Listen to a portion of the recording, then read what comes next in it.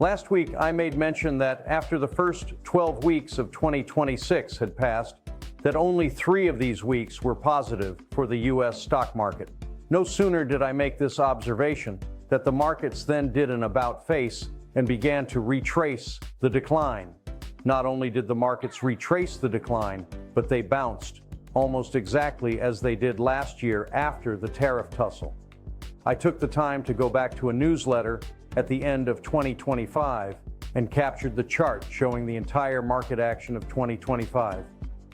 I find this really quite fascinating, as it shows how small the pullbacks were, but how truly large the decline was this same time last year. I don't expect this decline to match the 21% seen here, but the manner in which this market has recovered in the last 10 trading days seems to look quite similar. Which brings us to the question, what's next? After President Trump threatened to destroy an entire civilization, and the White House actually had to clarify that nukes wouldn't be used, the world waited to see if Iran would accept the ultimatum from the United States for a ceasefire by the stated deadline. It took until the 11th hour, but news finally broke that the Middle Eastern nation had agreed. Once it did, stocks exploded higher and oil prices collapsed. The agreement was reportedly brokered by Pakistan of all places, though speculation is swirling that Iran's ally China is actually behind it. While all the geopolitical intrigue is interesting, I am not a geopolitical analyst, so I will keep the focus on the markets. The S&P 500 spent much of the time from late October to early March in the zone between 6,800 to 7,000 and could not break above there. Now, all the trading that took place within that region represents potential overhead supply, aka resistance.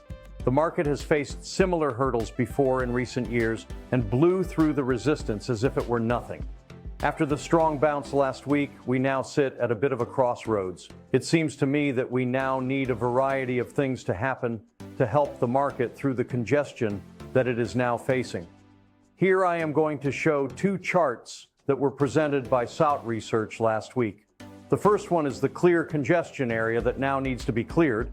The second shows how the markets have gapped right up into this congestion area and now need to either stop for a moment and catch their breath, retest the lows, or move up and out to new high ground.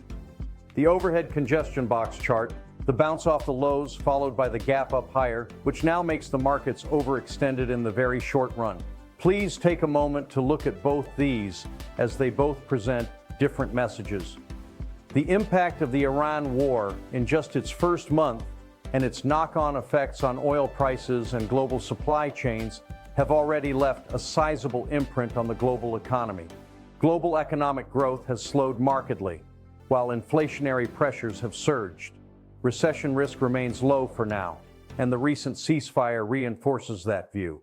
However, a return to normalcy is unlikely to come immediately, suggesting a continued cautious approach to global equities.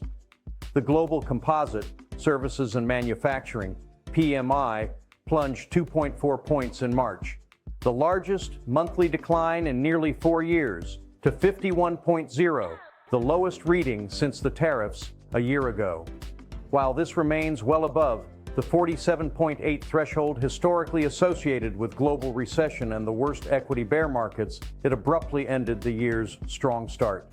A quick update on sentiment and our overall market view. We are in the non-recession camp, but seasonals are working against us as we enter the weakest period of the 4-year presidential cycle, with the market typically peaking in late April and bottoming at the end of September. Maybe some of this was pulled forward due to the war in Iran. In any event, we have seen some risks building over the past few months. A full-fledged bear market is not our base case, but extra caution is warranted in our view. This then forces me to again re-examine what typically happens at times like this.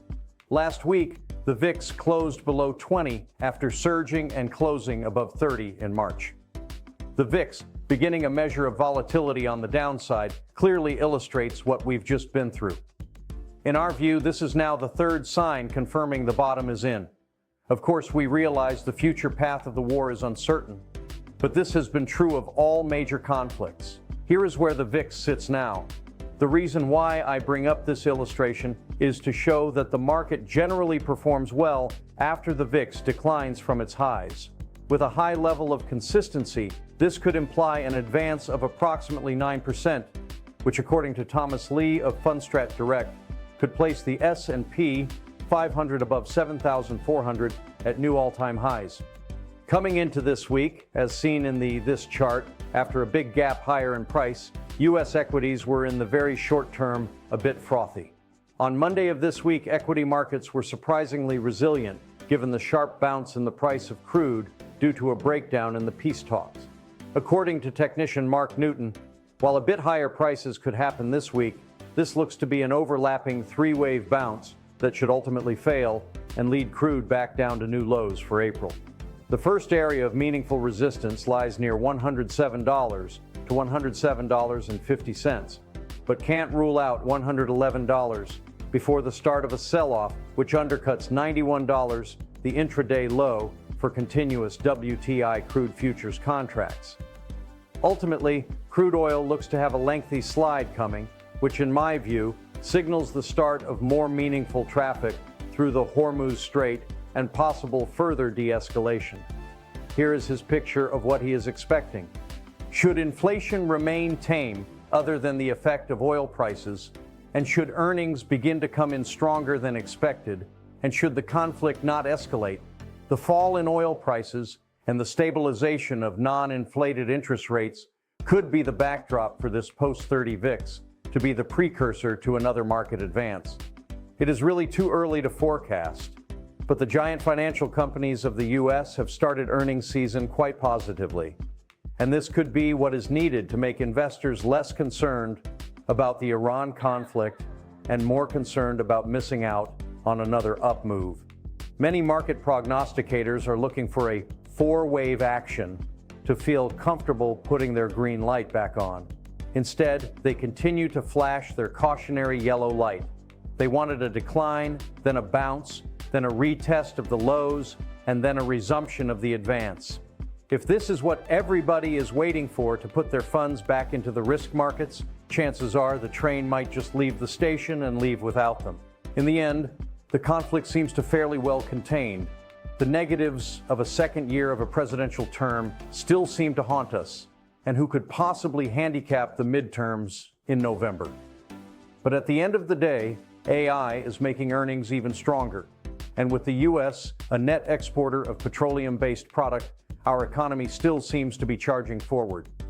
Hopefully, our equity prices should reflect this positive future. As always, please contact us if we may be of assistance.